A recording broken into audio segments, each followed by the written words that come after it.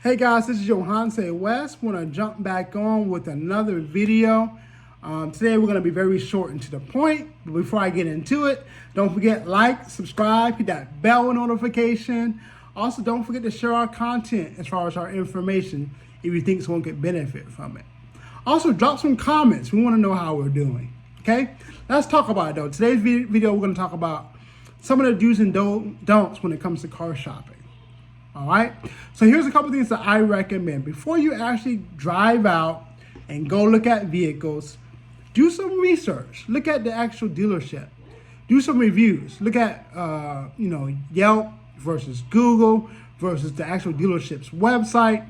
If you can find a dealership that has an actual website, that's going to be something that's going to let you know, hey, this dealership is credible, right? They have all the information up front. They have their address up front. If you can actually see the vehicles on the actual lot on the website, that's also a good benefit, right? If they have their prices on their website, that's also a good thing to look for, because these are going to be dealerships that's going to be a little bit more transparent when it comes to doing business. You want to do business with someone that's going to be transparent. So you want to know what kind of inventory they have, right? You want to know what their prices, what their price ranges are, right? And also you want to know actually who you're dealing with, right? So you can do all your research. You can look at some reviews. You want to find out what customers are saying as well, right? And you also want to find a dealership that actually has good reviews. So whether it's 3 stars or 5 stars, that can be key.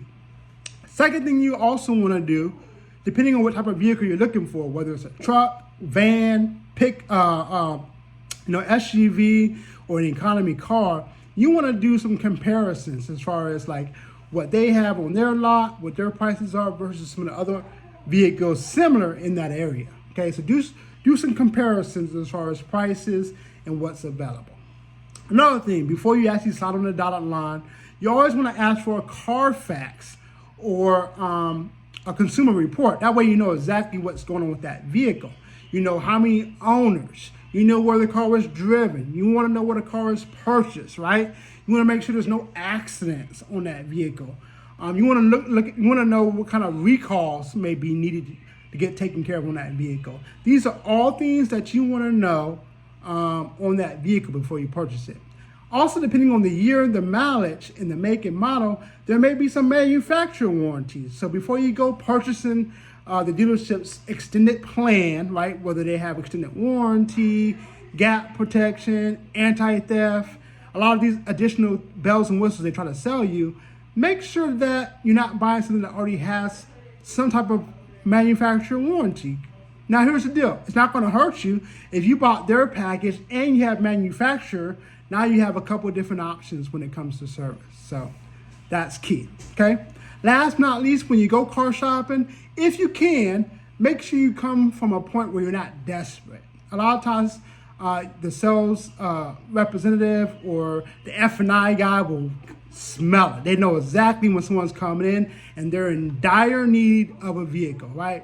And they're going to do everything they can to kind of hold you hostage, sweeten the deal, or make sure that you leave with something, which is good, but it can also be a curse as well, because a lot of times when you make that split or that rapid decision, a lot of times you feel bad about it later. So if you can, try to go at it from a more of empowering aspect to where, hey, I don't need a vehicle today. I just kind of want to see what you guys can do, right?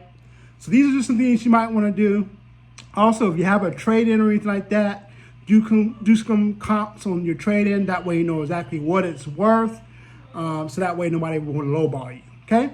So these are just a couple things you want to do. I might do a second follow-up video to this. That way you know a little bit more insight of things not to do, right?